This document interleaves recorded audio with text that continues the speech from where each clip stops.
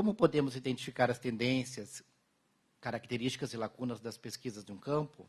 É importante teorizar sobre a produção do conhecimento dos campos e subcampos específicos. A resposta que eu tenho pensado é afirmativa. Normalmente, esta avaliação mais aprofundada é realizada quando problemas começam a ser identificados na pesquisa, como, por exemplo, a redundância, a circularidade, fragilidades teóricas, as análises limitadas, que algumas vezes nos campos chega no momento que podemos dizer um momento de crise. Esse momento de crise em uma área ou disciplina faz com que pesquisadores passem a se dedicar a fazer um estudo mais aprofundado daquilo que tem sido produzido no campo, buscando identificar, então, as tendências, as fragilidades, também os pontos fortes, né? Porque a gente sempre costuma dizer isso. Quando a gente vai fazer esse tipo de pesquisa, você não pode só falar dos pontos fracos, frágeis, porque aí você acaba também fragilizando o seu próprio campo, expondo o seu próprio campo. Mas aí você vai equilibrando, você mostra, ó, a pesquisa é muito interessante, tem muitos dados, muitas reflexões, porém, todavia, né, sempre tem alguma questão que precisa ser melhorada. Então, essas pesquisas de avaliação, elas são importantes e podem auxiliar no fortalecimento do campo ou subcampo. Essas reflexões que eu coloco aí, elas estão muito relacionadas às contribuições, um pouco da teoria de Bourdieu, um pouco da teoria do Bernstein. Aqui, em poucas palavras. De Bourdieu, emprestamos o conceito de vigilância epistemológica e reflexividade, que são conceitos muito importantes. Essa questão da vigilância, né? Então, quando você vai, por exemplo, na teorização adicional, combinada, juntar teorias, é importante nós realmente refletirmos se aquela combinação está coerente, está consistente ou não. E também a questão da reflexividade, que aqui tem a ver mais com o uso das teorias, o uso consciente e reflexivo das teorias, o que nem sempre ocorre. Mas, em termos da teoria do Bernstein, no ensaio no qual Bernstein desenvolve os conceitos de discurso vertical e horizontal, ele apresenta os conceitos de gramáticas forte e fraca, dentro de estruturas de conhecimentos horizontais. Para ele, as teorias de gramática fraca são constituídas de linguagens paralelas produzidas por diversos autores e que contêm um fraco poder de conceptualização. Já as teorias de gramática forte possuem uma sintaxe conceitual explícita que permite descrições empíricas relativamente precisas e sem ambiguidades, ou de gerar modelos formais de relações empíricas. Bernstein considera a sociologia, a antropologia, os estudos culturais como exemplos de gramáticas fracas, constituídas por essas linguagens mais, conceitos ou linguagens mais horizontais, que não trazem, muitas vezes, os conceitos da forma que necessitamos para fazermos as nossas análises de forma mais aprofundada. E Bernstein também considera a economia, a linguística e as áreas como a psicologia como áreas de gramáticas fortes. Moraes, Ana Maria Moraes, que é uma estudiosa, uma portuguesa que trabalha muito com Bernstein e faz um estudo muito interessante na Universidade de Lisboa, que é Estudos Sociológicos da Sala de Aula. Acho que vocês já leram algumas coisas sobre isso. Moraes explica que a ciência da educação é uma estrutura de conhecimento fundamentalmente horizontal, caracterizada por gramáticas fracas, isto é, uma estrutura de conhecimento caracterizada por linguagens paralelas, produzidas por diversos autores e que contém um fraco poder de conceptualização. Esse fato dificulta às teorias educacionais originar uma linguagem externa de descrição e uma atividade empírica com estruturação segura. Uma inferência possível, com base nesses estudos, nesses conceitos, é que o processo de formação de pesquisadores necessita instrumentalizar os futuros pesquisadores com o domínio teórico epistemológico sólido para que sejam capazes de distinguir as matrizes epistemológicas, identificar o potencial dos discursos vertical e horizontal e das teorias fortes e fracas, e definir o referencial teórico de modo consciente e reflexivo. Eu diria que aqui a questão da identificação, se a teoria que nós vamos usar como fundamento, como base, se realmente é uma teoria de gramática forte ou uma teoria de gramática fraca, ou seja, se ela tem o potencial para oferecer os elementos, os conceitos, as categorias que nós necessitamos para fazer o nosso estudo. E agora, finalmente, entramos lá na abordagem do ciclo de políticas, que eu sempre tenho dito assim, eu sempre acho interessante discutir o ciclo de políticas, mas eu creio que a questão das epistemologias da política educacional é uma questão mais geral e que sempre deve ser abordada. Então, a abordagem do ciclo de políticas é um método para análise de políticas educacionais. Ele foi desenvolvido pelo sociólogo inglês Stephen Ball e colaboradores. Então, os livros principais, né, esse texto de Ball e Gold, de 92, que é um livro, né,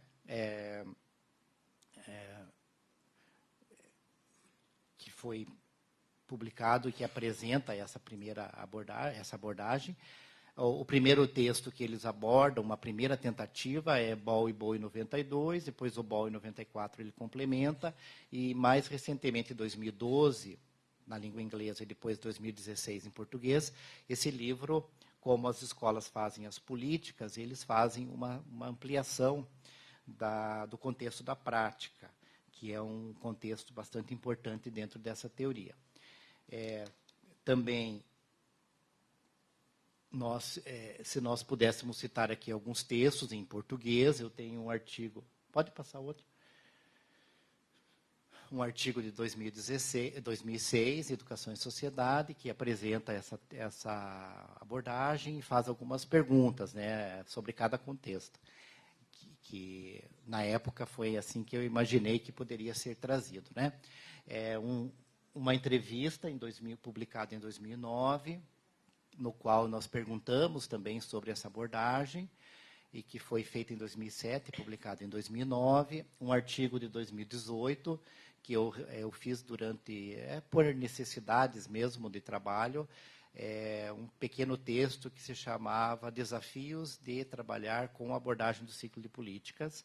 Esse texto foi usado, circulou em alguns lugares, em alguns cursos, e depois ele se transformou nesse artigo de 2018, no qual eu faço uma avaliação do uso que nós temos feito no Brasil sobre essa abordagem. Mas há também outros autores que discutiram isso. Eu não sou o único, né? Felizmente, tem mais pessoas pensando coisas melhores do que eu estou pensando. Alice Lopes, a Elizabeth Macedo, a Sani Rosa, a Regina, que está aqui, né? A Regina já escreveu sobre isso. Vários autores, só para citar alguns. Todos eles vale a pena ler, mais do que os meus até. Então, o que é o ciclo de políticas? Quando eles pensaram o ciclo de políticas, eles pensaram num ciclo contínuo. Pode passar o próximo.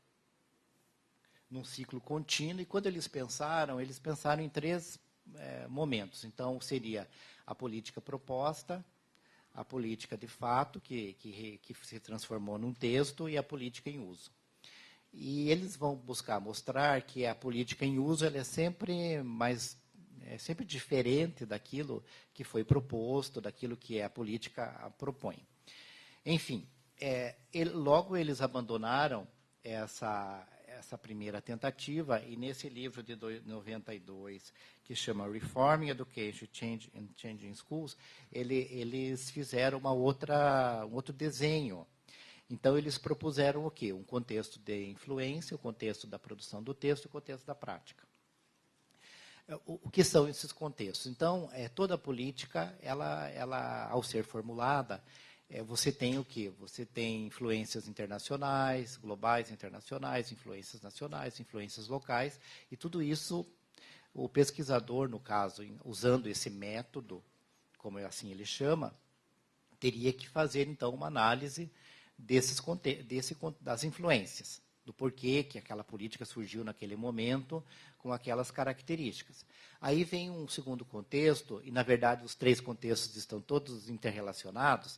Ele diz assim na entrevista, os contextos estão alinhados, eles podem ser alinhados um dentro do outro, eles estão interrelacionados. O contexto da produção do texto envolve, então, uma análise, sempre uma análise crítica. Depois eu vou falar um pouquinho do que é análise crítica aqui em Boll, e no ciclo de políticas. A leitura não ingênua, a leitura crítica dos textos. Essa é a parte mais difícil, né? Que vocês fazem bem no campo da formação, porque surgem muitos textos, documentos, etc., e vocês conseguem fazer uma análise sempre muito crítica, muito balizada a partir daquilo que já foi construído no próprio campo.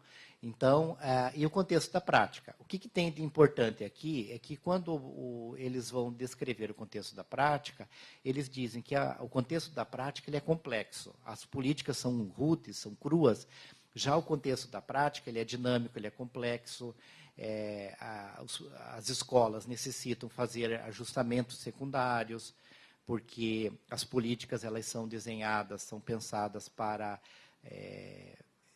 não são pensadas para contextos ideais. Muitas vezes elas não são muito adequadas para o contexto.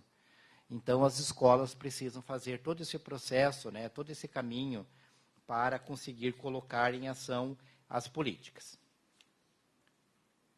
Em 94, a partir de várias críticas, o Boll criou, então, o contexto dos resultados e efeitos e o contexto da estratégia política. O que são os resultados? É aquilo que a política gera, as consequências materiais, e a preocupação dele é muito com as classes sociais, como que isso chega em classes sociais distintas. E a estratégia política seria, então, a definição de estratégias que nós podemos utilizar coletivamente, ou, enfim, de todas as formas possíveis, para lidar com as desigualdades reproduzidas pela política. Então, aqui ele parte do pressuposto de que as políticas elas tendem a gerar desigualdade. Elas tendem a corrigir alguma coisa, mas acabam gerando desigualdades.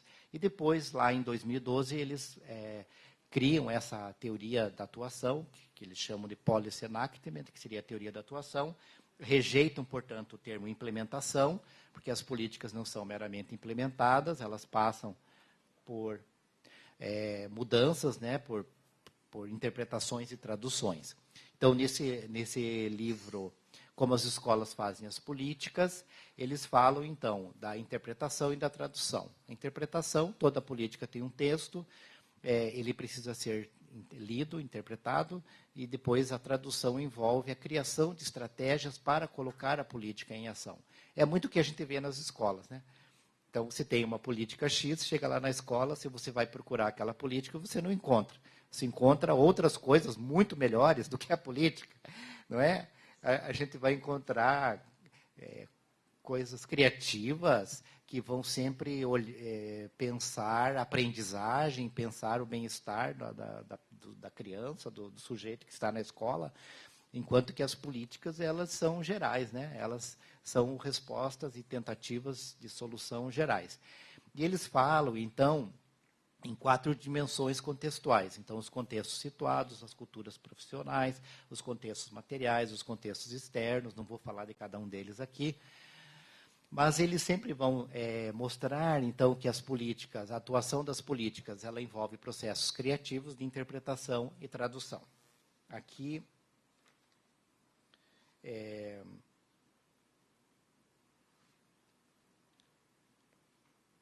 os autores, eu pulei um pouquinho no meu texto, depois eu posso mandar para vocês, se vocês desejarem. Os autores da teoria da atuação, né, no caso, o Boll e outros, são bastante otimistas com relação aos espaços de autonomia dos professores. No atual contexto brasileiro, o que tem sido identificado é uma perda gradativa da autonomia das escolas e dos professores em contexto de assessorias que oferecem currículo, modelos de avaliação da aprendizagem, formação continuada de professores, etc. É um pacotão, né? Vem o pacote pronto. As pessoas não têm tido muito espaço. Aliás, a Menga falou de 30 anos aí. Há 30 anos atrás, meu Deus, a gente tinha muito mais autonomia.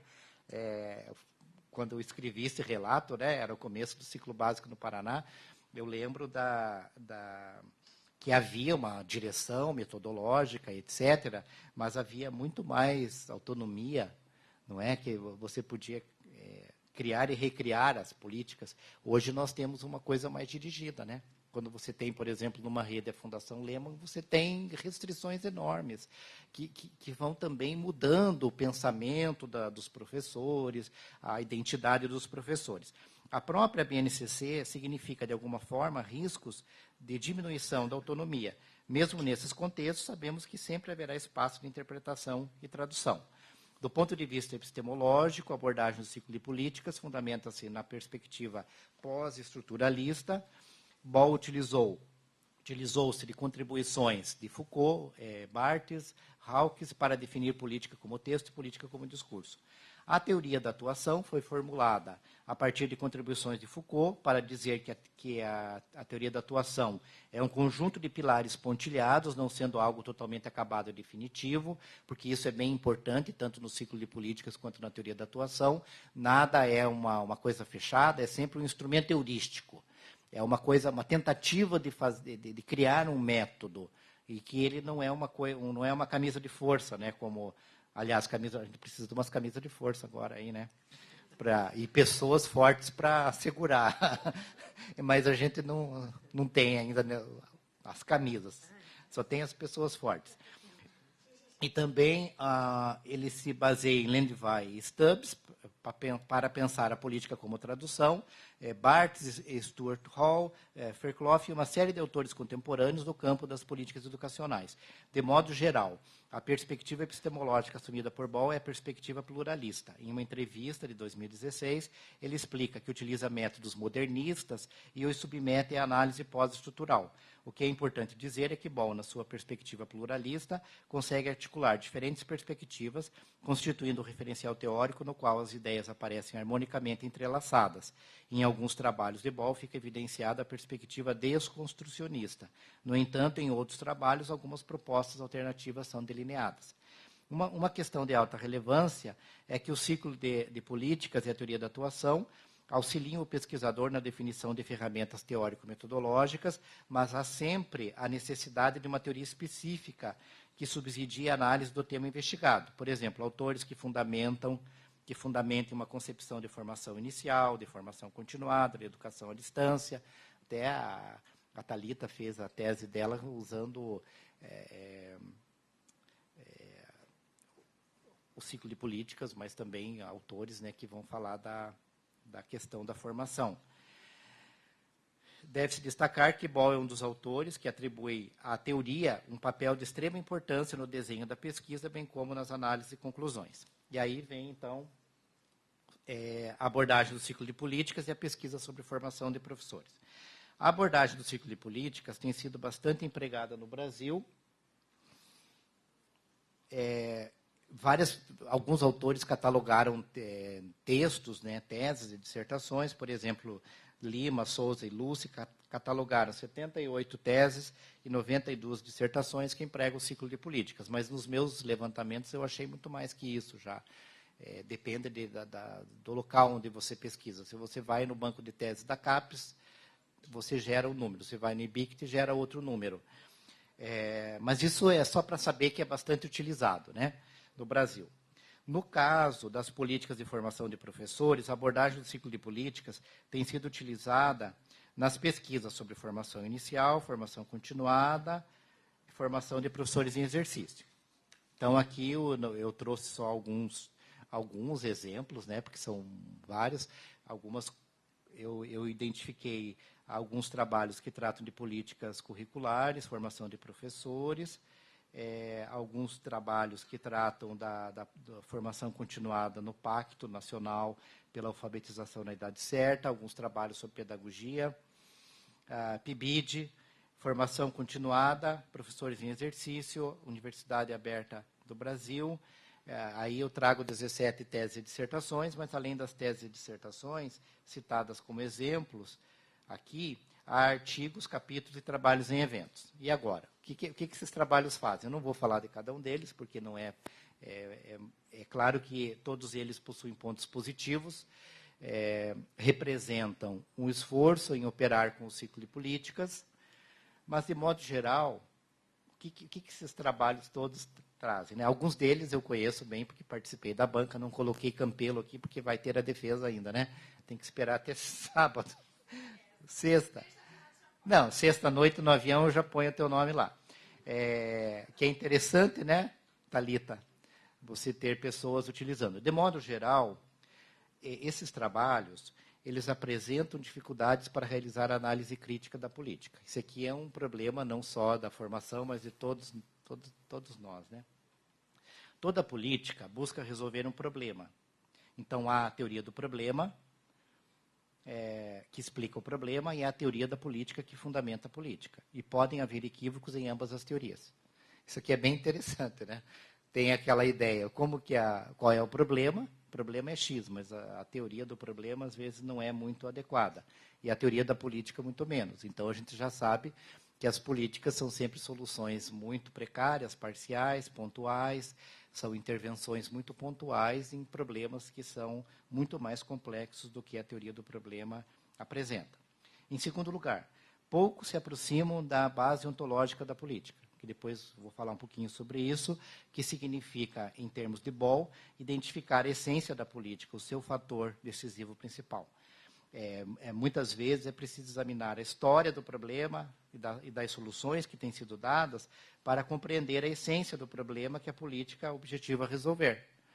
Então, essa questão da base ontológica ela é complexa porque faz toda a diferença no estudo, principalmente quando você vai fazer um estudo, pretende fazer um estudo mais crítico, para dizer o que é realmente aquela política. Porque, muitas vezes, há uma tendência, um problema que é do campo da política educacional, que muitas vezes é de uma certa legitimação da política. E essa legitimação ela vem de várias formas. Ela ocorre por várias razões. Ela ocorre, por exemplo, pelo vínculo. Ela ocorre, por exemplo, com as vantagens que nós recebemos daquela política. Então, isso faz com que a análise não seja muito crítica e muito distanciada. Em terceiro lugar, poucos trabalhos explicitam, apresentam um conceito de política educacional. Na perspectiva de Boll, política não é algo racional organizado. As políticas são feitas em meio ao caos, que nós conhecemos muito bem, e Lucília vai nos falar do caos, nem precisa ela falar, porque nós já sabemos, né, Lucília? Com múltiplas influências.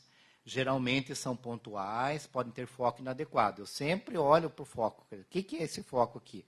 O problema é X e o foco. Aonde que está sendo colocado o foco? E, às vezes, vem a bendita da formação. Coloca todo o foco na formação.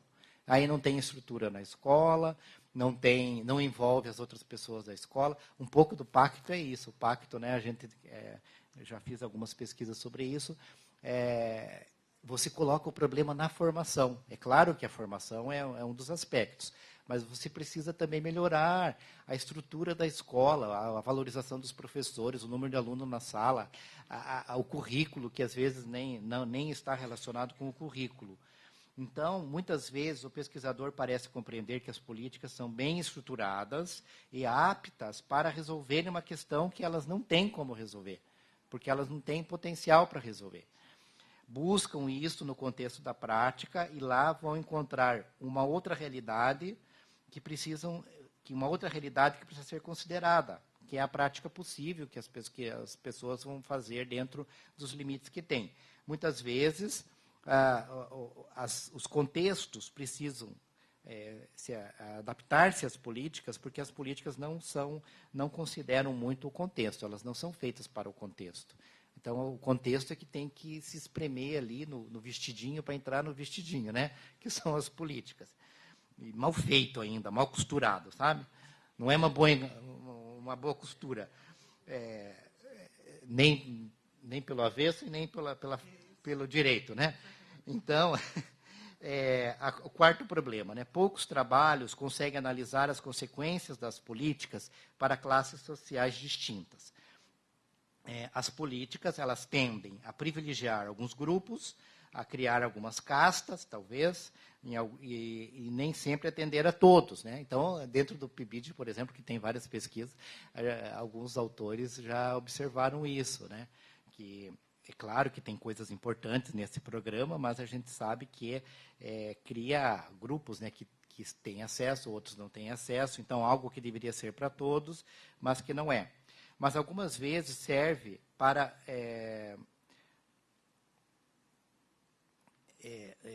aquela política deveria ser para todos e podem trazer limitações para sujeitos de classes sociais distintas. Em quinto lugar, há trabalhos analíticos e descritivos, porém, poucos estudos atingem o nível da compreensão. Os trabalhos de compreensão são mais explicativos, densos, e apresentam sínteses e conclusões que podem servir de base para outros estudos. Isso está muito relacionado ao uso das teorias, da teoria que é utilizada para fundamentar a análise. Aqui não tenho tempo de falar, mas eu sempre tenho analisado as pesquisas em termos de eventos, mecanismos e estruturas.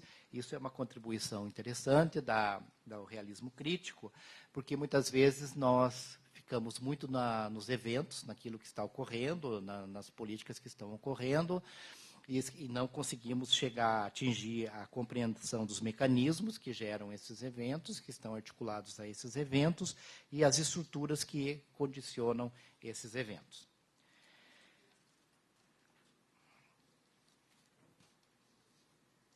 Agora, as contribuições, então, dessa abordagem, né?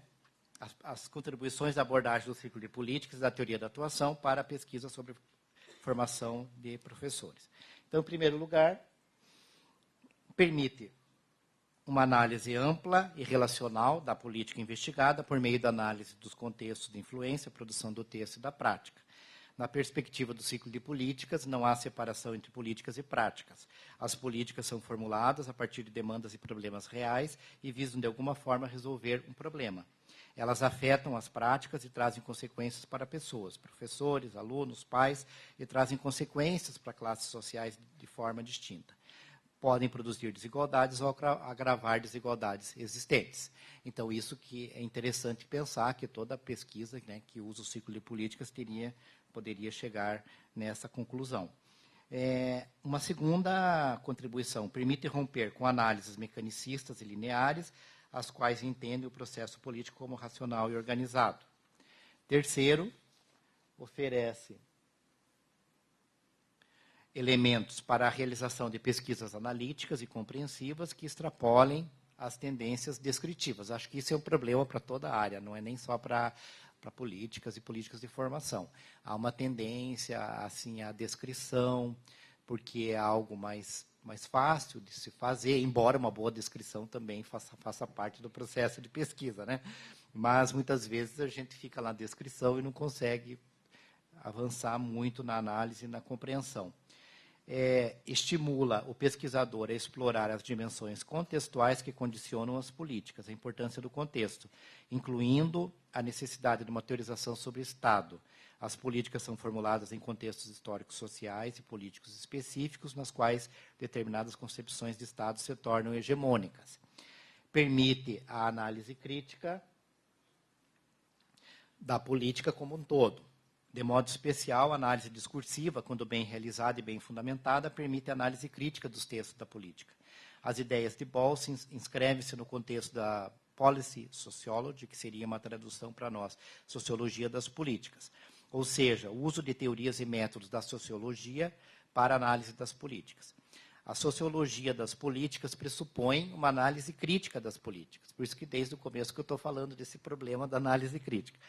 Desde a sua formulação, produção do texto, atuação na prática, resultados e consequências. Este é um ponto frágil nas pesquisas que utilizam o ciclo de políticas. Uma das razões é que a leitura crítica requer uma teoria ou teorias que ofereçam elementos para análise empírica e para comparar os valores que orientam essa análise e os valores que orientam a política. Então, nós vamos sempre precisar das teorias, principalmente, né, de gramática forte. Mas eu diria que essa separação entre forte e fraco ela é muito complexa, porque as pessoas sempre me questionam isso, mas quem pode dizer se uma teoria é forte ou é fraca? Na verdade, depende muito como que nós articulamos os autores. Porque, às vezes, você pode tomar autores que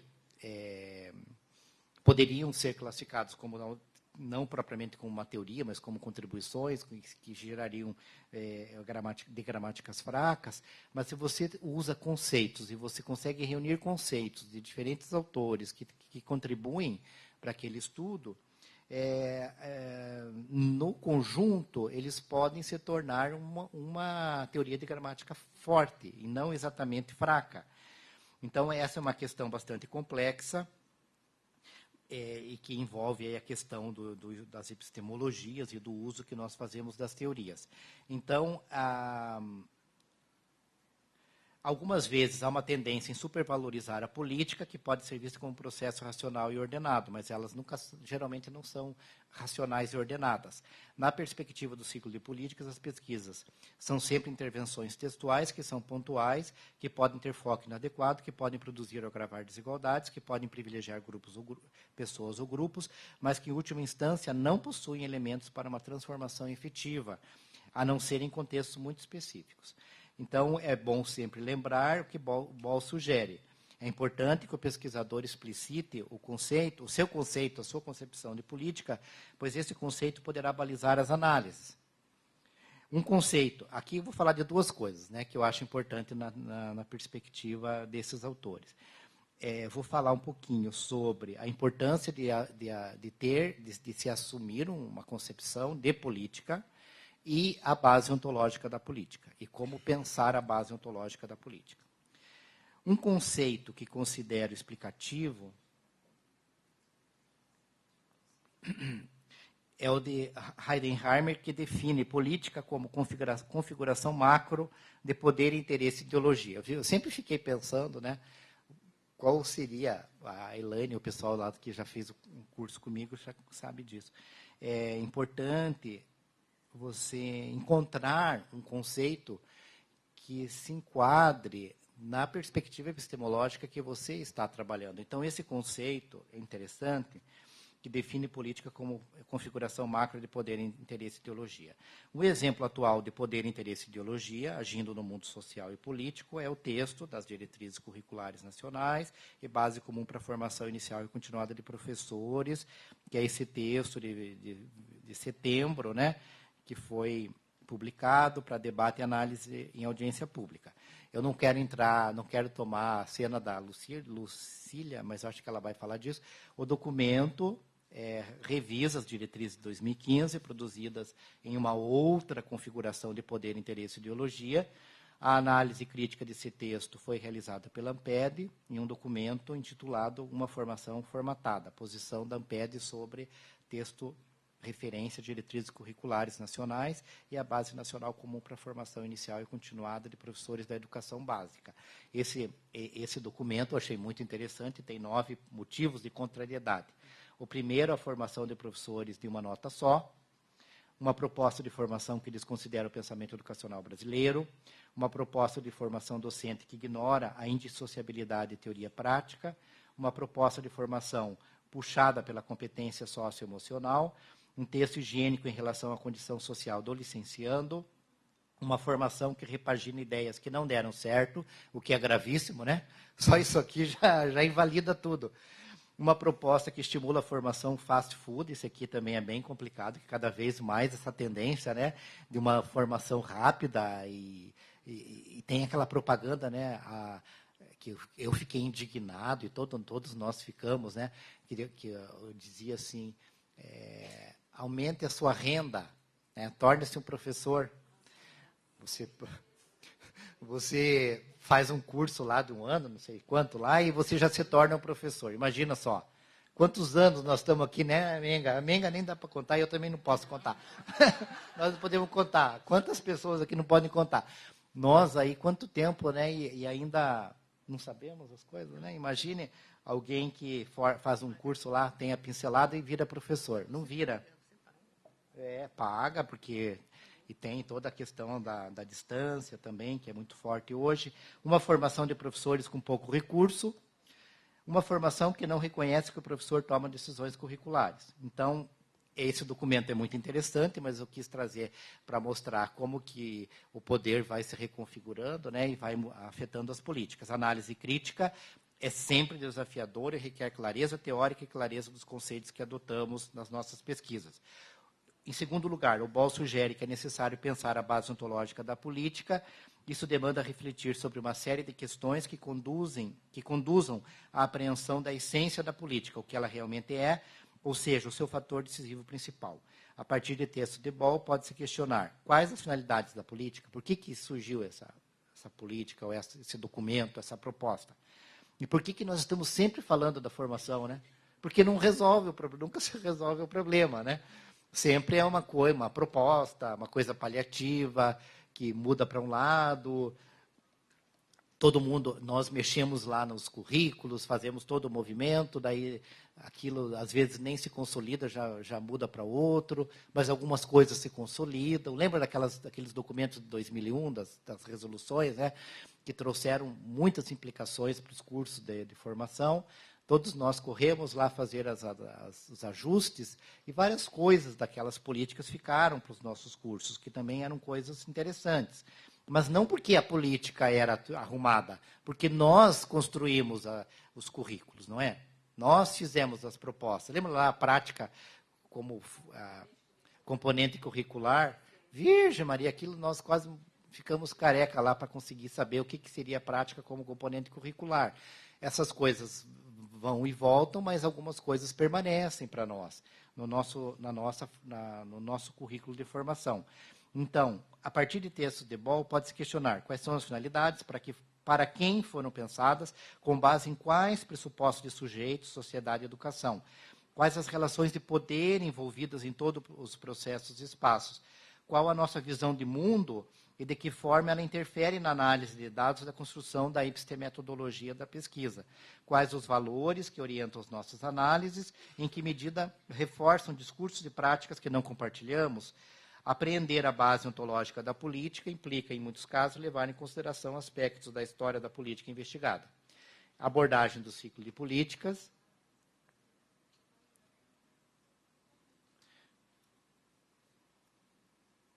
A abordagem do ciclo de políticas é uma das possibilidades, em um campo de possibilidades para análise de políticas de formação de professores. Eu acho que nós temos várias opções, várias perspectivas aí, né, que podem ser utilizadas e que são utilizadas por nós. O pesquisador interessado em empregar a abordagem do ciclo de políticas necessita do quê? Primeiro, ter clareza de que a formação de professores não está isolada dos embates políticos, econômicos, sociais e culturais globais, internacionais e locais. Porque muito dessas propostas que chegam para nós, elas já estão rolando no mundo inteiro, né? Já passaram, enfim. Algumas já foram superadas, outras estão ainda em evidência. O pensamento relacional é complexo e exige do pesquisador muitas habilidades de pensamento e abstração. Não é fácil estabelecer relações. Até no dia a dia, né? Às vezes eu fico me cobrando, né? Às vezes no dia a dia você demora para estabelecer uma relação. Imagine na pesquisa. Embora sejam processos diferentes, né? Aquilo que é o cotidiano e aquilo que é a pesquisa. Segundo, que nessa abordagem o processo político não é visto como ordenado e sistemático, é permeado por contradições, confusões, descontinuidades e instabilidades. Terceiro, as políticas, de modo geral, são frágeis, cruas, inacabadas e que, na maioria dos casos, não visam transformação e não têm potencial para a solução para o problema que pretendem resolver. Quarto, todo o processo político, desde a sua formulação até o contexto da prática e seus resultados, é permeado por relações de poder. O poder tem também um papel produtivo na condição humana. Por último, né, apesar da maioria dos textos de Boll sejam desconstrucionistas, até por conta das teorias que ele utiliza, ele não descarta a possibilidade do pesquisador, como intelectual crítico, propor alternativas e estratégias. Aí é a parte interessante para nós, né? Porque só a desconstrução também eu já não gosto muito. Eu acho que a gente tem que pensar, parece que está a Bernadette falando, né? Acho que tanto conviver com a gente aprende as coisas muito com ela, né? Não adianta também só pensar a desconstrução. Você tem que dizer para que nós viemos aqui, por que nós estamos aqui no mundo e na academia e na universidade, né? E na formação. O papel da pesquisa é compreender um fenômeno, compreender a realidade. Mas é preciso pensar e propor estratégias alternativas. Há iniciativas coletivas que devem ser valorizadas. Eu acho que aqui dá para dizer a Anfop, toda a trajetória da Anfop, a questão, as propostas da Amped, os documentos, etc. A luta é como tornar essas propostas hegemônicas, né? Porque a gente não consegue com facilidade. Este é um processo complexo, pois depende, em boa parte, se não quase que totalmente, do processo político em sentido mais amplo, né? Aqui tem, na língua inglesa, né, há 3 termos que eles utilizam para a política, que seria, então, polity, politics e policy. Esse termo, isso aqui é uma análise bem breve, né, porque é bem complexo.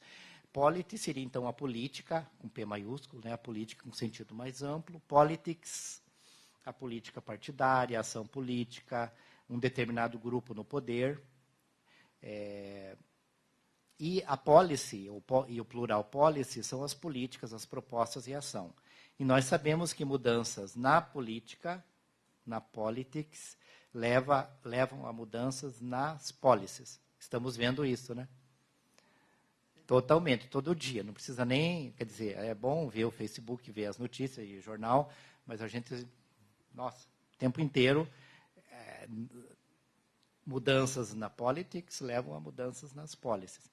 Enquanto pesquisadores, professores e professores, nós lutamos em ambos os processos. Lutamos nas policies e lutamos nas politics, em termos de formação de professores, como projeto político e como projeto científico.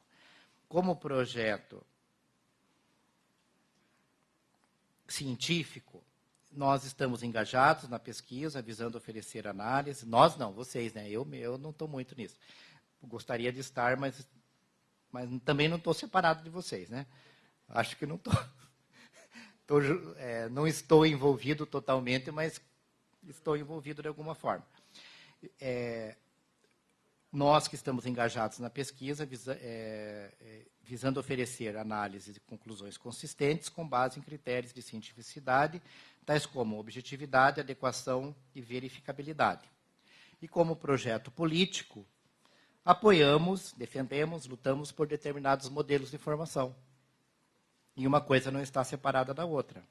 E dentro desses modelos, por mais que existam perspectivas distintas, nós também partilhamos valores similares, em termos de formação, em termos do que nós achamos que seja a escola, qual é o papel da educação pública.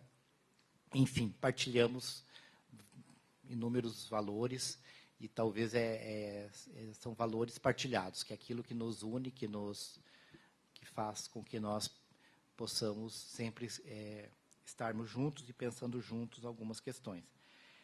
Não sei, Márcia, se a encomenda era essa, mas assim, a encomenda é difícil, né? Porque eu quis mostrar que o ciclo de políticas tem sido utilizado, esses problemas dos trabalhos que tratam da formação de professores são também nas outras áreas, como do currículo, como das políticas educacionais, como todo mundo que usa o ciclo de políticas. São limitações gerais, não é uma limitação dos pesquisadores da formação. Até porque, por mais que nós estejamos aí há muitos anos no Brasil, a pesquisa é recente ainda, mas uma pesquisa mais institucionalizada já há bastante tempo. A Amped tem 41 anos já, né? Eu já estou há 30, tem gente há mais tempo, muito mais tempo, 37, quantos anos, né, de pesquisa e tudo mais. A gente sabe que tem limitações, que estamos no caminho, estamos sempre batalhando também pela formação, por uma formação melhor. Tem mais uma página de referências aí, eu creio. Mas é isso, espero que tenha questões, dúvidas. Muito obrigado.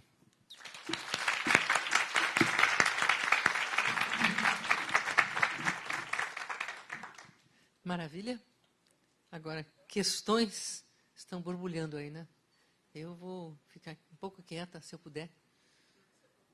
Mas vamos lá. Agora, força para a gente... Deixa eu ver o tempo. Né, Márcia? Meia hora, não é tanto. Tenho certeza que não vai ser suficiente para o que nós queremos. Mas vamos lá. Quem começa? Marli André.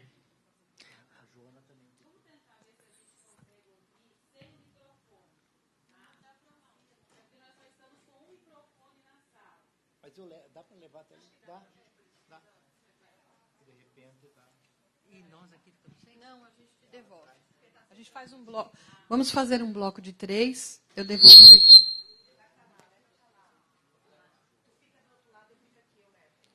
Mas é aqui, né? É a Joana primeiro?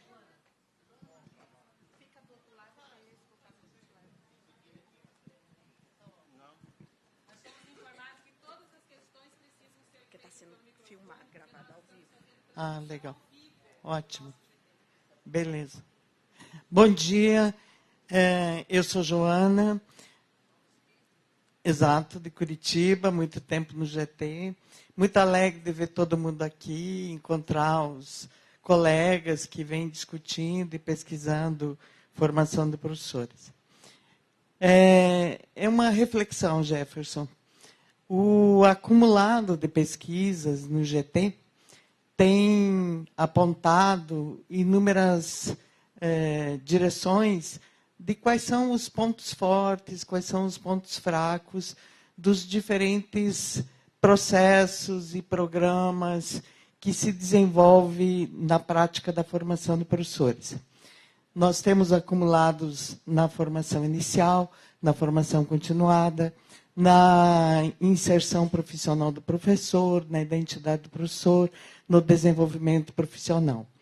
Todas essas pesquisas, muitas delas, orientaram políticas de formação de professores. Tá? Elas incorporaram, de alguma forma, as indicações dessas políticas que o GT é muito cioso em manter permanentes estados de análise das pesquisas. Sempre revisões sistemáticas. Vários professores e pesquisadores do GT fazem isso. E essas políticas, como o PIBID, PARFOR, as próprias diretrizes de 2002, as diretrizes de 2015, elas apontam para programas que melhoraram consistentemente a formação de professores. Como a Marli diz, mas ainda é preciso fazer mais. Tá? No entanto, no presente contexto, na atualidade, você tem aí um rompimento dessas políticas que estavam indo numa direção e que permitiam que você continuasse avaliando o que estava acontecendo em todas essas etapas e processos de formação, e elas romperam. Nós estamos sentindo um rompimento. Então, em relação a isso, nós estamos diante de um desafio para refletir mesmo. E é isso que a gente gostaria de colocar na mesa, de que essas políticas que são resultantes, né, do conjunto de pesquisas, embora elas muitas vezes não digam que é por causa da pesquisa que elas foram instituídas, se transformam nesse momento em formas de resistência. E daí, nós, no GT, temos esse desafio de como vamos pautar as políticas de resistência frente a essa, digamos, esses impactos atuais que desmontam a direção dessa relação da pesquisa com as políticas. Porque nós havíamos vários conselheiros e formuladores de políticas que eram sensíveis às pesquisas, aos resultados das pesquisas. E, nesse momento, a gente está sentindo uma orfandade em relação a essa relação e que traz para o GT esse desafio. Então, acho que isso é uma reflexão a gente fazer sobre as formas de resistência que temos que nos organizar considerando os resultados que temos acumulado das pesquisas e os impactos atuais dessas políticas que estão vindo, né? Como é que a gente vai lidar com isso? Então, o ciclo, ele rompe, né? Ele rompe. Bem, eu não vou me alongar mais, porque temos mais pessoas para ouvir.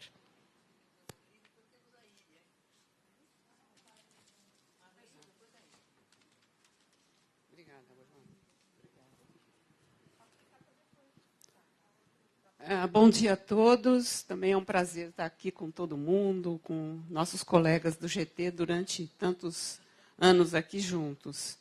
A minha questão é bem pontual e simples. Eu queria que você falasse um pouco mais sobre a análise crítica, porque você mencionou várias vezes no decorrer da sua fala, né, a importância da análise crítica e como que você pensa essa questão da análise crítica, principalmente quando a gente está fazendo meta-análise, né, de estudos e pesquisas. Porque eu estou muito impactada ainda pela fala do Boaventura de ontem, né, quando ele fala do nosso papel, né, hoje, na luta, no nosso papel de como que nós vamos enfrentar essa situação tão difícil, e também daquilo que ele falou, que é por que as pessoas não se mobilizam mais, né? Então, tudo isso assim passa pela minha cabeça que será que as nossas pesquisas ajudam? Em que sentido elas ajudam? Como que nós podemos fazer com que elas ajudem mais? Da pesquisa para a inserção na realidade. Então, assim, são muitas questões que eu penso que nós temos que tratar aqui nesses dias.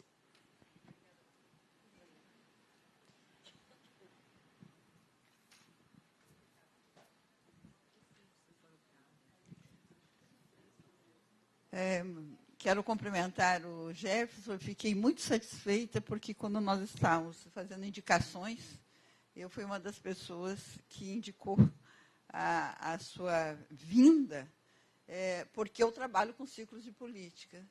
E é cada vez mais que você fala, nós temos sempre o que aprender e o que modificar nas nossas práticas.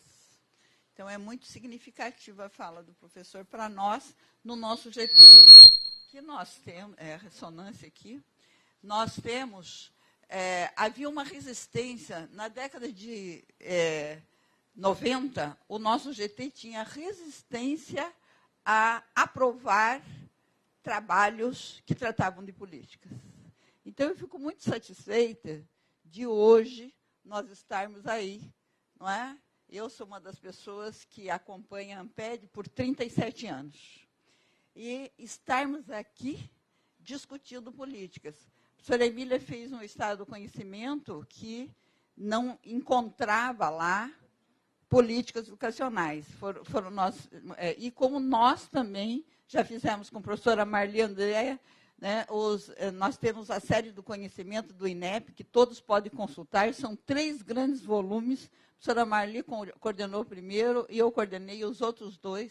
É o volume 6, volume 10 e 2014, o do volume 13. E nós trabalhamos políticas através do método, análise do método do materialismo histórico dialético. Então, é um desafio muito grande. E nós temos, e eu concordo com você, suas análises referendaram que a gente vem trazendo o convite para que a gente ultrapasse a questão de tratar a formação de professores como um reflexo da prática pela prática. Por isso que nós não temos as concepções aprofundadas. Contexto e concepções são pilares estruturais para você discutir políticas de formação de professores. E eu fiquei muito satisfeita, você trouxe com muito respeito, mas é o seguinte, nós detectamos, nós temos amanhã, o estado do conhecimento será apresentado no nosso painel temático com o professor Júlio, que foi o que articulou todo esse trabalho. E até hoje, nós ainda temos, no próprio GT, resistência em tratar de políticas educacionais, diminuindo muito esse contingente.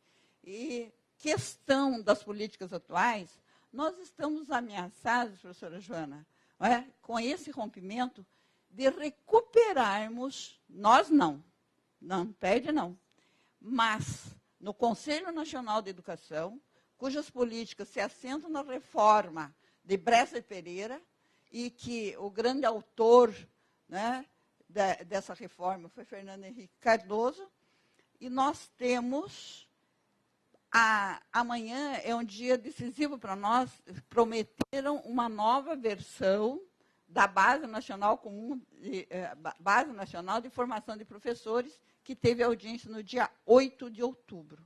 O que nós temos ameaça? A retirada da formação de professores das universidades. Voltaremos ao decreto do Fernando Henrique Cardoso, 1276, tá? De 99, e que ele retirou, criando uma figura estranha para nós, o Instituto Superior de Educação, rebaixando o curso de pedagogia para a escola normal, não é? E é a reedição, a nova versão das diretrizes curriculares da Base Nacional Comum de Formação de Professores, é a reedição desse decreto. Nós estamos vivendo um momento gravíssimo na nossa política de formação e valorização de professores. E o professor Jefferson me fez recordar de toda essa luta que nós conseguimos, por exemplo, as diretrizes curriculares da pedagogia de 2006, com uma densidade teórica muito grande e com muito posicionamento político em favor da valorização do professor. Nós estamos ao revés. E um barco à deriva, porque não temos apoio de 24 conselheiros, nós temos apoio de uma conselheira que discute a formação do professor na universidade. Tá? Então, nós temos que ter denúncias e ações. E nós estamos lá nas audiências e trazendo sempre a nossa resistência, porque nós estamos com o poder exacerbado e a classe dominante conseguiu rebaixar ainda mais a nossa categoria de professor.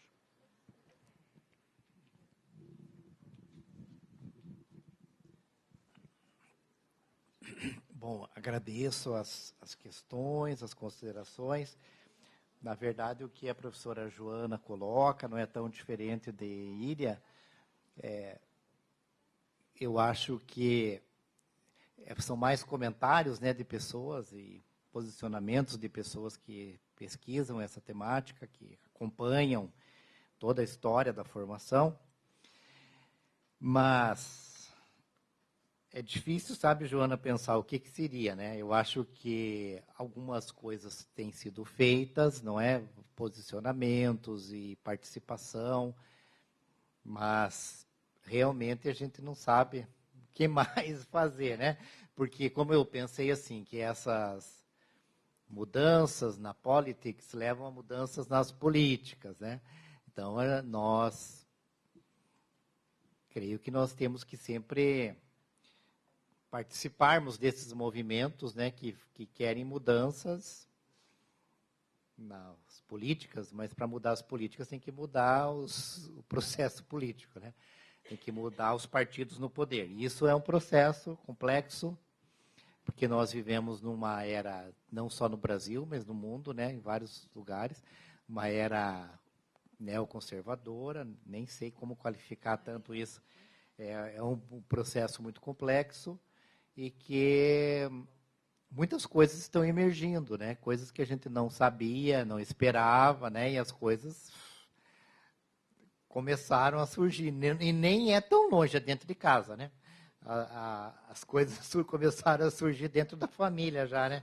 Dentro da casa, na cidade, no estado, no mundo, no Brasil e no mundo. Então, é um processo difícil. Mas, Marli, eu acho interessante essa pergunta do que é uma análise crítica, porque, assim, muitos trabalhos de políticas, eles muitas vezes eles exageram na crítica por conta das teorias que utilizam e acabam se tornando trabalhos muito herméticos, assim, no sentido de não analisarem os contextos. Então, uma análise crítica, ela é o contrário o contrário de uma análise ingênua. Até eu estudei bastante Álvaro Vieira Pinto, a minha primeira pesquisa era sobre Álvaro Vieira Pinto. Foi publicado alguma coisa sobre isso, que ele morreu em 87. O Álvaro Vieira Pinto foi um filósofo brasileiro aqui do Rio de Janeiro, aqui lá do Rio de Janeiro, e participou do ISEB, que foi um instituto criado em 56, que pensou toda a questão da teoria desenvolvimentista no Brasil. E eu fui pesquisar a vida desse autor, Álvaro Vieira Pinto, descobri muitas coisas interessantes, porque ele se fechou. Quando ele passou pela ditadura, ele e a esposa dele, Maria Aparecida, que também era funcionária desse instituto, eles foram exilados, saíram do país, e quando eles voltaram, eles ficaram escondidinhos, assim. Então, quando você tentava chegar, eles achavam que era o Estado, que era o DOPS, né, aquela coisa toda.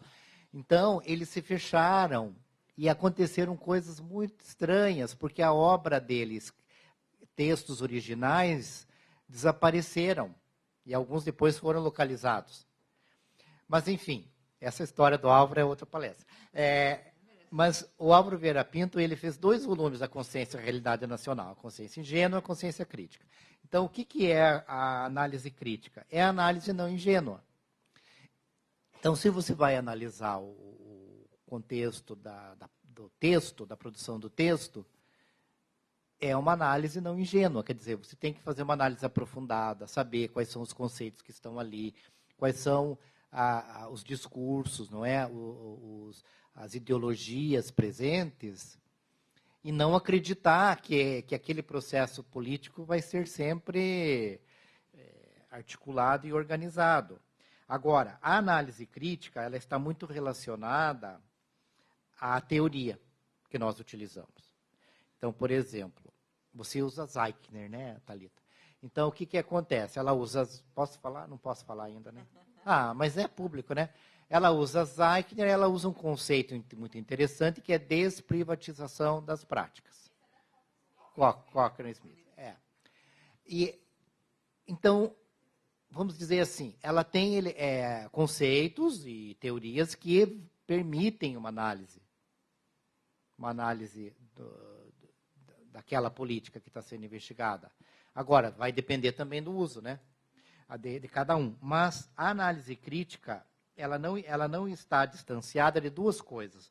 Do conceito de política, de 3 coisas. O conceito de política, se nós vamos identificar essa base ontológica da política ou não, e da teoria que nós estamos usando. Então, algumas teorias, elas oferecem uma linguagem de descrição para uma análise crítica de uma política, e outras menos. Por isso que o Bernstein fala em linguagens horizontais e verticais. Então, as linguagens horizontais são conceitos assim isolados, que não têm muita relação, que você vai precisar fazer um esforço para reunir esses conceitos, para fazer um feixe, né?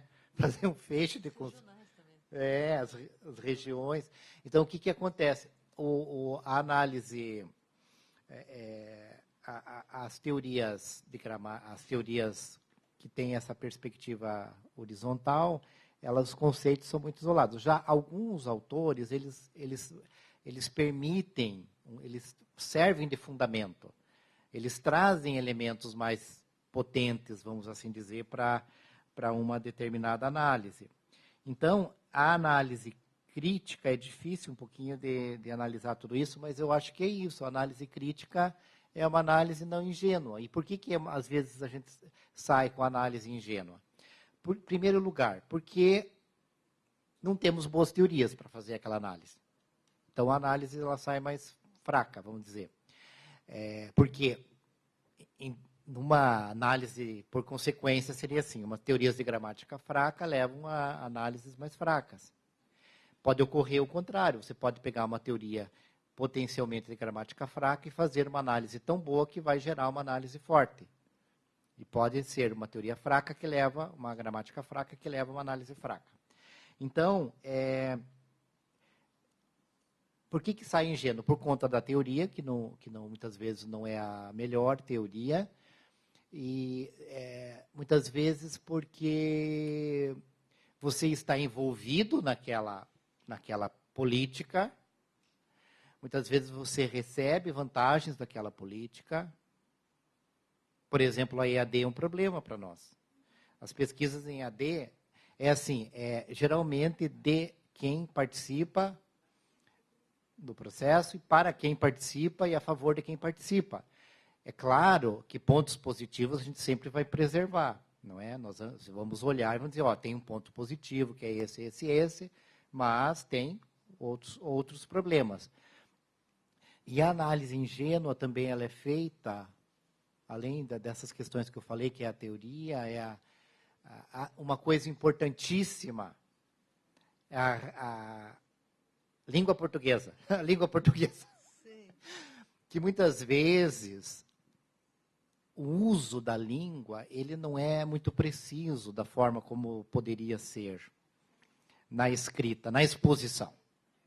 Então, você tem o método da investigação e o método da exposição. Às vezes o problema está nos dois, né? A gente sempre vai estar nos dois.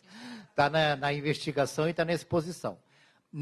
Nessas teorias que a gente está usando aqui, tudo é relacional. Então, você não pode falar, é só um documento, é só uma coisa. Não, é toda uma história que está por trás. É todo um contexto que você precisa considerar. Então, o que ocorre? Muitas vezes a gente não consegue expor. A língua portuguesa nos flagra, é uma língua, o uso que nós fazemos da língua portuguesa. Então, os meus textos, por exemplo, às vezes eu fico até meio tristinho, assim, porque todos os meus textos eles são muito simples. Não tem nada difícil nos meus textos. É tudo coisa simples, porque eu gosto de escrever, como a Menga falou aqui, o meu primeiro texto foi um relato de experiência da minha prática enquanto professor alfabetizador. E todos os textos que estão relacionados a isso são textos para professores. Então, e todos os textos que eu escrevi depois de política, a análise de política, ou textos teóricos sobre a pesquisa em políticas. Então, é tudo muito simples, às vezes até talvez demais. Agora, a língua portuguesa, às vezes na exposição não apareceu aquela análise crítica. Não apareceu. Então, eu acho que são várias coisas, sabe, Marlene? Não sei se eu respondi. Você acha, eu não posso, não resisto a perguntar, você acha que o inglês é mais, porque como você domina os dois, você se atreve a dizer que o inglês facilita nessa clareza? Eu acho que o inglês na língua inglesa você tem frases curtas, você tem a questão da argumentação, todo artigo em inglês, a Marli conhece bem isso, todo artigo em inglês tem lá o argumento. O Julinho também sabe tudo isso. Aqueles que estudaram mais nisso sabem como que funciona. Então, os textos eles são mais objetivos, são frases mais curtas, tem uma argumentação. A questão da revisão de literatura é essencial nos trabalhos. Todo trabalho tem uma revisão, que geralmente é extensiva, não é uma coisa assim de tese e dissertação, ela precisa ser ampliada. Tem também a questão do argumento e a questão da teoria, da revisão da literatura e da teoria. Então, é muito difícil. É claro que tem várias possibilidades também, né? Não tem uma regra. Mas é muito difícil você ter um artigo que não traz revisão e que não traz teoria. E no Brasil, eu coloquei aquela categoria da ausência de teorização. Então, há alguns trabalhos, alguns artigos, algumas coisas que não têm a teorização. Então, o que a gente pode fazer para isso? Sempre trazer a teorização. Olha, os conceitos que eu usei, as ideias que eu usei. E, às vezes, a gente cai na teorização adicionada, que é você traz um, traz outro, mas ninguém conversa com ninguém. Até porque são matrizes distintas. Então, eu acho que... Agora, vou consertar o problema com vocês. É a nossa língua. É a nossa língua portuguesa. Né? Na língua materna, a gente fala tudo, né, Julinho? Na língua materna, você sabe falar tudo. Agora, é a nossa língua, eu acho que é um movimento que nós temos que fazer por textos mais objetivos, por textos mais claros, e fugir de uma coisa chamada descrição. a mera descrição. Isso nós temos que correr. Quando a gente tiver a descrição, a gente sai correndo. Em direção a textos mais analíticos e compreensivos. Não resisto à tentação também de dar uma pitadinha rapidíssima. Não esquecer também do artesão, que é o pesquisador, né? Que está atrás de tudo e tudo. Está aí o Boaventura com uma mensagem muito, muito, muito crítica e insistente sobre isso. O papel do pesquisador como artesão, construtor da sua própria conjunção de teorias e de metodologias e de transgressões, inclusive, como diz o Boaventura. Não posso roubar o tempo, não. Tem Emília, já inscrita. Quem mais? Oi. Olha, nós temos mais um bloco de 3. Está inscrita a professora Emília, mais uma pessoa que a professora Isabel falou, e o próximo, Júlio e Kátia. Então, nós temos 4 inscrições e encerramos, então, isso. E eu peço que sejam bastante objetivos, por gentileza. Isso. Emília. Jefferson. Oi, eu sou Emília Freitas de Lima, da UFSCar, e também um membro tradicional aqui do GT, né? Sou jurássica do GT. Bem, quero parabenizar a sua fala, eu acho que foi, sim, ao encontro do que o GT esperava, né? E quero pensar um pouquinho a respeito dessa distância entre a política e o que efetivamente ocorre. De vez em quando, isso é lamentável. E, de vez em quando, isso é altamente desejável, como nesse momento que nós estamos vivendo. Esse desejo de que a transgressão ocorra na prática e que a distância entre a prática e a política seja enorme, é um problema. Por quê? Porque aí sim eu acho que esbarra na formação de professores. Porque eu penso que nós não estamos sendo capazes de fazer uma formação de professores suficientemente crítica, e aí vem a história da crítica, de novo, e reflexiva, a ponto de que nossos professores sejam capazes de resistir e fazer da micropolítica, como diz o Nova, né? O Nova fala na microrregulação, que os professores são capazes de microrregulação. Agora, que essa microrregulação tanto pode ser emancipatória como confirmadora do que está posto, né? E, para mim, a grande crítica que eu faço à nossa área é que nós estamos fazendo uma formação de professores confirmadora do que está aí, e não emancipatória, crítica e capaz de resistir a essas políticas loucas que nós estamos conhecendo nesse momento. Tinha um bocado de outras coisas, mas vou ficar por aqui, ok?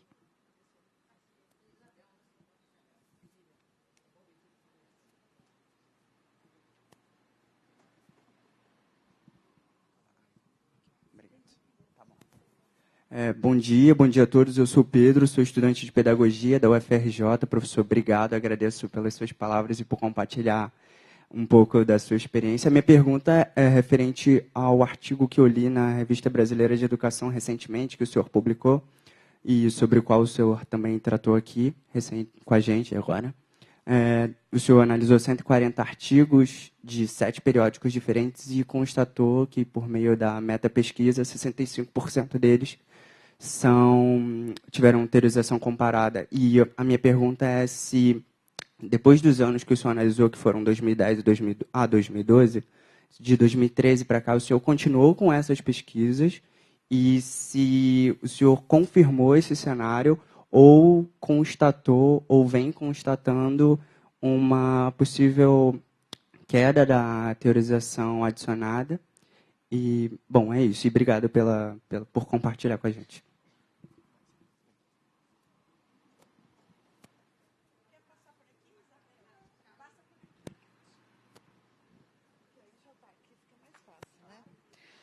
Bom dia a todos e a todas. Eu sou a professora Kátia, da Universidade de Brasília, também aqui do GT. Agradecer ao professor pelas palavras. Acho que nesse momento, para o GT, discutir políticas é um momento essencial, né, pelo que nós estamos vivendo, principalmente ao que ele se referencia ao texto do Conselho Nacional de Educação. Professor, eu queria passar por duas questões rapidamente. Então, na questão da análise de políticas, na sua fala, você se dirige dizendo que é preciso olhar diferentes dimensões. E eu queria chamar para discutir como é que fica a relação, na perspectiva do que o senhor está apresentando, a relação estrutura e superestrutura. Eu estou me referindo a um olhar gramsciano para analisar as políticas públicas, né? Porque eu entendo que pensar nas políticas é pensar no contexto dessa relação estrutura-superestrutura. Então, eu vejo um limite na análise de ciclos do Steven Ball. E aí gostaria de debater e saber como é que o senhor se posiciona aí nessa relação. Um outro aspecto é sobre a questão da crítica, e aí na resposta que o senhor trouxe, referenciando a questão da linguística, né? E eu vou entender que a linguística é muito importante, principalmente quando a gente pega uma análise na significação do conceito linguístico. E entendo que a língua portuguesa, inclusive, é mais rica, porque nós temos um vocabulário que significa a palavra no seu conceito mais amplo, e não é como a língua inglesa, que uma palavra vai significar vários conceitos. Então, eu queria entrar também um pouco nessa discussão e ver a sua posição em termos disso aí. Embora eu acho que a análise política ela tem que ir para a significação e não para a análise do discurso. É isso, muito obrigada.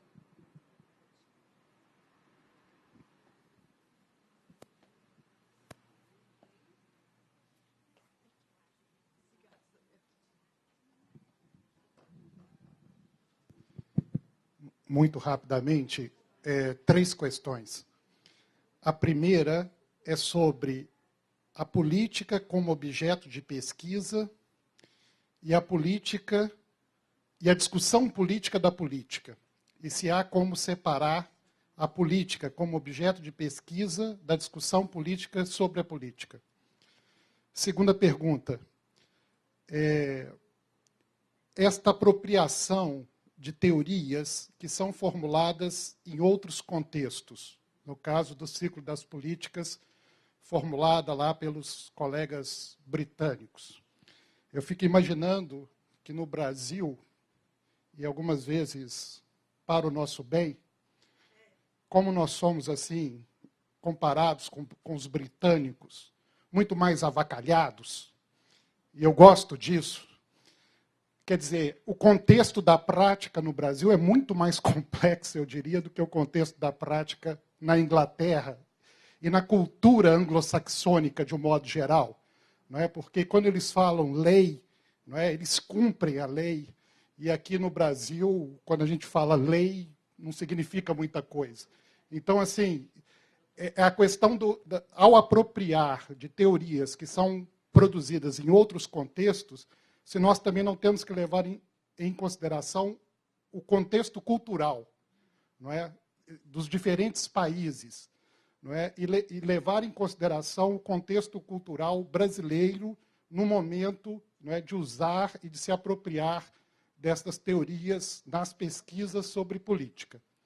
E, por fim, a terceira questão, infelizmente, o professor Zeichner não pôde estar aqui com a gente nesta manhã de hoje, mas ele fala recorrentemente que uma das suas frustrações como pesquisador da área de formação de professores é não ver um diálogo entre os resultados das pesquisas sobre formação de professores e as políticas sobre formação de professores.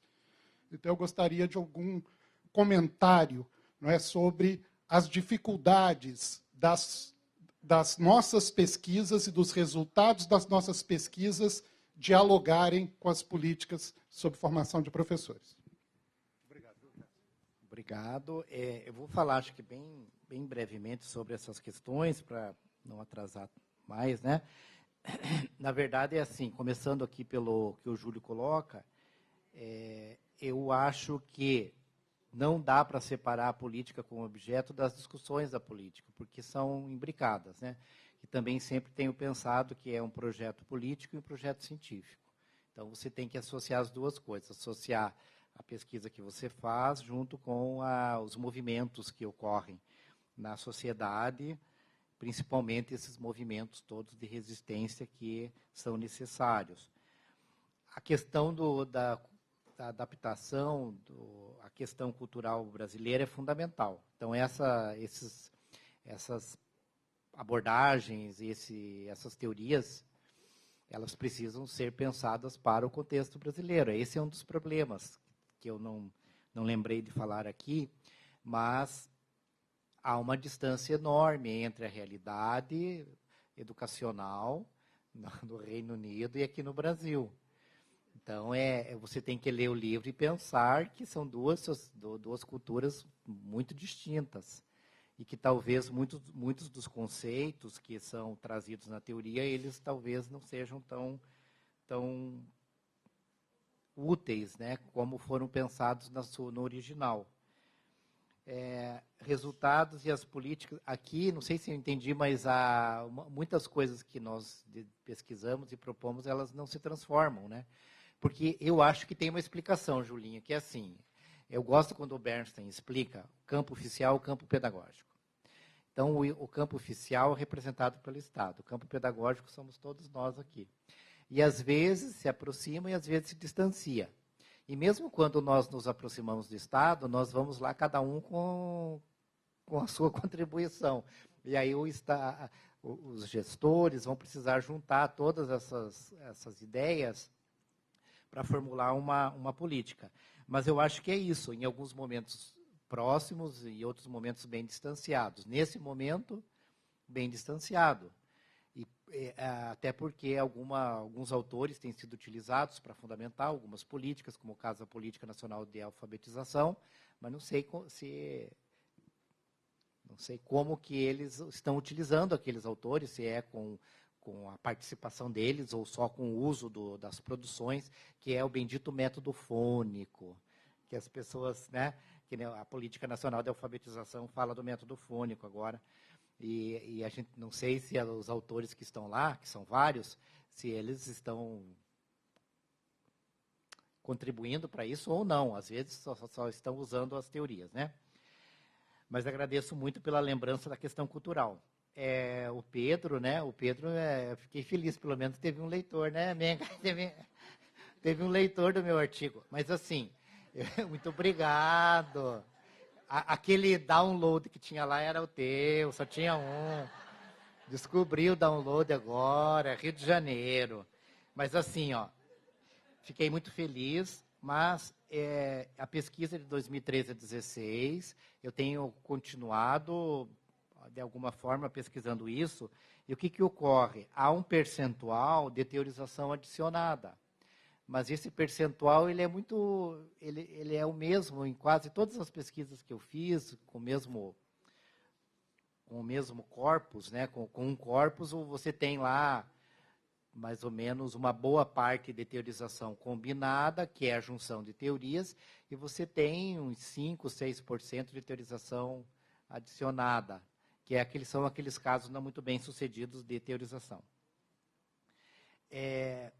O que a Emília coloca, o contexto da prática sempre vai ser, esperamos, né, que sempre seja mais criativo do que as políticas, porque muitas delas não são muito adequadas para o contexto. Um bom exemplo, a Política Nacional de Alfabetização. A questão do método fônico faz uns 40 anos, lembra da abelhinha? A abelhinha nós já superamos a abelhinha, sabe? Há muitos anos, 40 anos, e agora querem usar. Só que tem vários problemas na Política Nacional de Alfabetização além desse, né? Então, eu acho que tem políticas que precisam ser refutadas. temos que apoiar os professores para refutá-las. A pergunta que a Kátia coloca é muito importante, que aqui compara um pouco, né, com outras teorias. A questão linguística eu não tenho muita competência para falar, sabe, Kátia? Assim, mas eu acho, é uma impressão de que a exposição nossa, muitas vezes, se eu anuncio que eu farei uma análise crítica, a exposição teria que aparecer na exposição.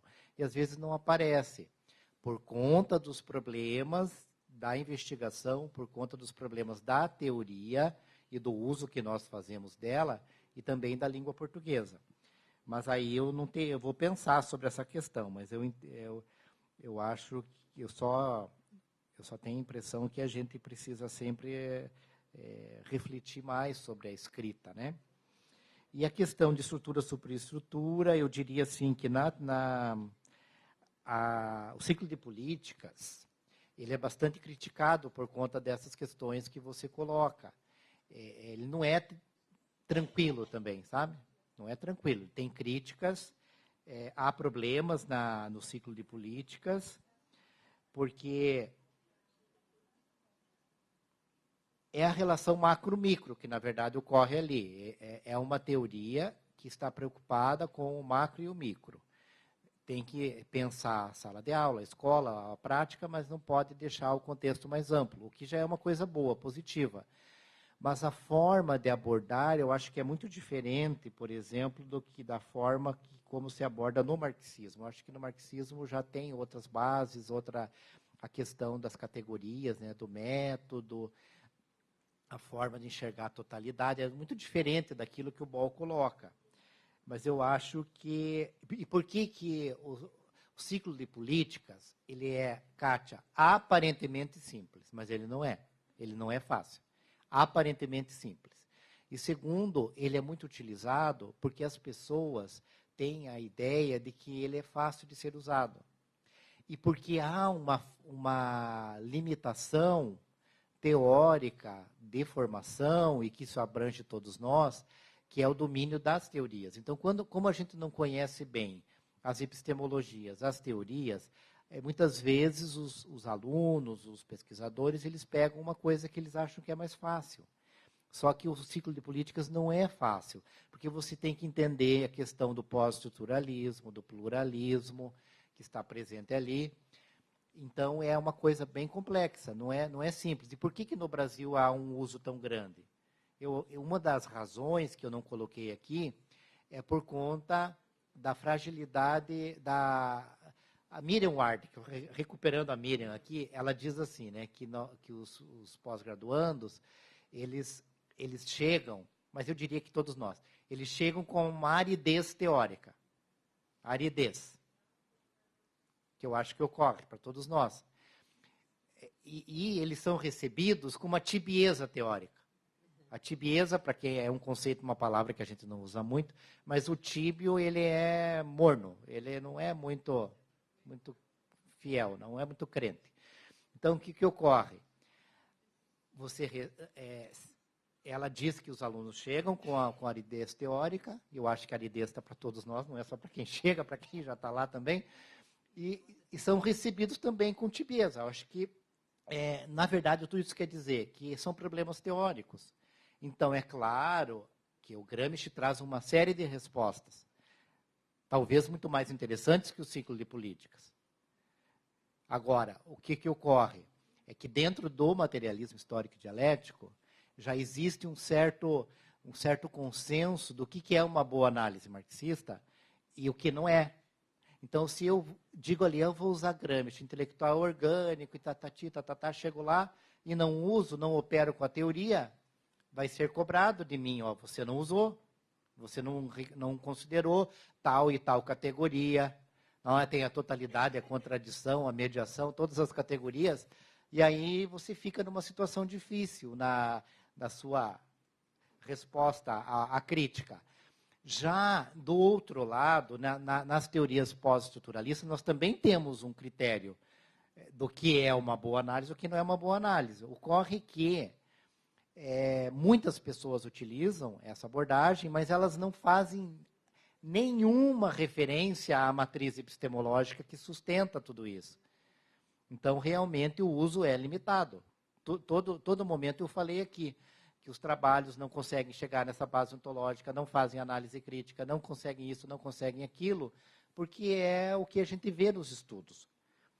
Agora, quando nós optamos por uma determinada matriz epistemológica, é o que nós temos trabalhado na RELEP. Nós temos que ter uma perspectiva epistemológica e, se possível, explicitá-la.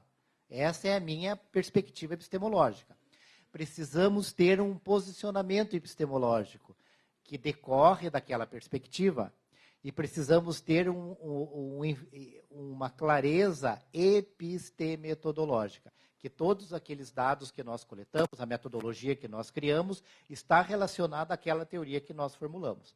Então, eu acho que o debate epistemológico que nós temos feito na política educacional caminha por aí, e há teorias que são mais de gramática forte, que oferecem elementos, mas muitas vezes, Kátia, nós não temos pessoas para usar essas teorias. Nós não temos pernas para usar essas teorias. Seria ideal que tivéssemos. Para não descartar toda a contribuição do ciclo de políticas, tem os problemas dele, mas é uma perspectiva, uma abordagem que sempre vai bater na tecla da análise crítica e das classes sociais, que não podem ser esquecidas, porque todas as políticas sempre trarão consequências materiais. E nós temos que saber quais são elas, contra quem elas são e onde nós estamos. E acho que nós sabemos que lado nós estamos. Muito obrigado.